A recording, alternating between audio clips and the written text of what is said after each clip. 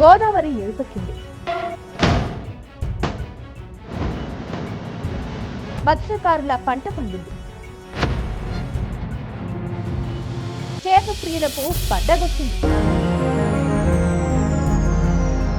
పుస్తలు అమ్మైనా సరే పులస తినే పండగొచ్చింది.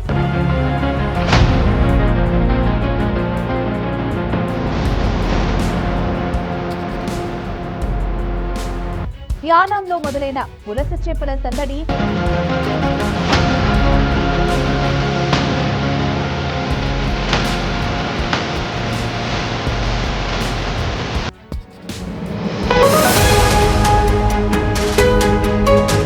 గోదావరి నదిలో దొరికే పులస చేపకు మార్కెట్లో ఎంత డిమాండ్ ఉంటుందో ప్రత్యేకంగా చెప్పాల్సిన పని లేదు.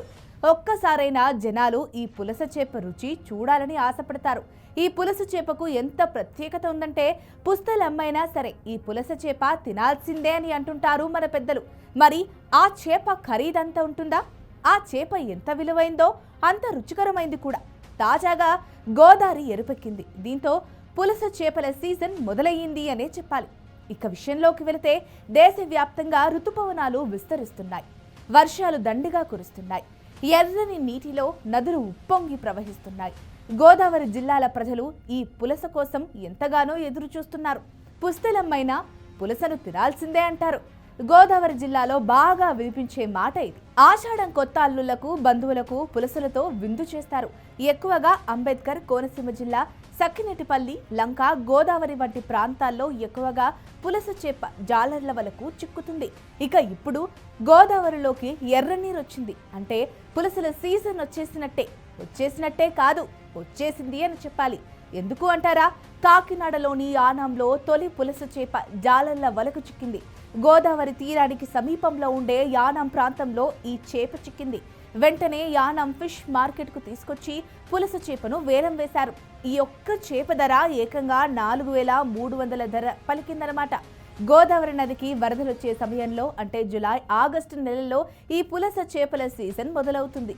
ఈ ఏడాది కూడా జులై నెల వచ్చేసింది. గోదావరికి వరద నీటి తాకిడి పెరిగింది. ఇంకేముంది, పులసల సీజన్ కూడా మొదలయ్యింది. ఇక వరలో పులస పడిందంటే మత్స్యకారుల పంట పండినట్లే.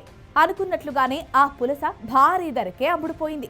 ముందు ఈ పులస చేపలు 25,000 రూపాయల నుంచి 70,000 రూపాయల వరకు అమ్ముడుపోతాయి.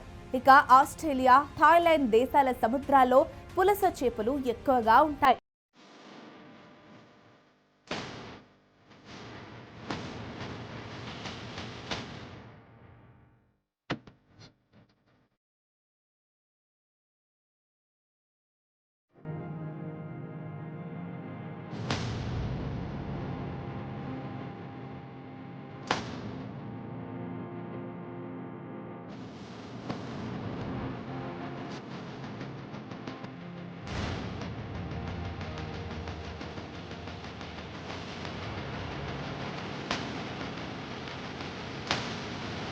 చేపలను హిల్సా, హెర్రింగ్, ఇలీషా అని పిలుస్తారు. పులస చేపలు గుడ్లు పెట్టడానికి బంగాళాఖాతానికి వస్తాయి. అక్కడి నుంచి వేల కిలోమీటర్లు ఈదుకుంటూ గోదావరి నది కలిసే చోటుకు విలస చేరుకుంటుంది. గోదావరి వరద నీటిని ఎదుర్కొంటూ ముందుకొస్తుంది. నదిలోనే గుడ్లు పెట్టి పిల్లల్ని చేస్తుంది. ఈ సమయంలో దాని శరీరంలో చాలా మార్పులు వస్తాయి. అలా మెల్లిగా తెల్లగా ఉండే విలస వరద నీటి వల్ల ఎరుపు, గోధుమ రంగులోకి మారిన తర్వాత పులస అవుతుంది. అయితే ఈ చేప గుడ్లు పెట్టి పిల్లలు చేసిన తర్వాత పిల్లలతో కలిసి వెనక్కి వెళ్లిపోతుంది అని చెబుతారు. ఆ సమయంలోనే పులస చేపలు జాలర్ల వలకు చిక్కుతాయి.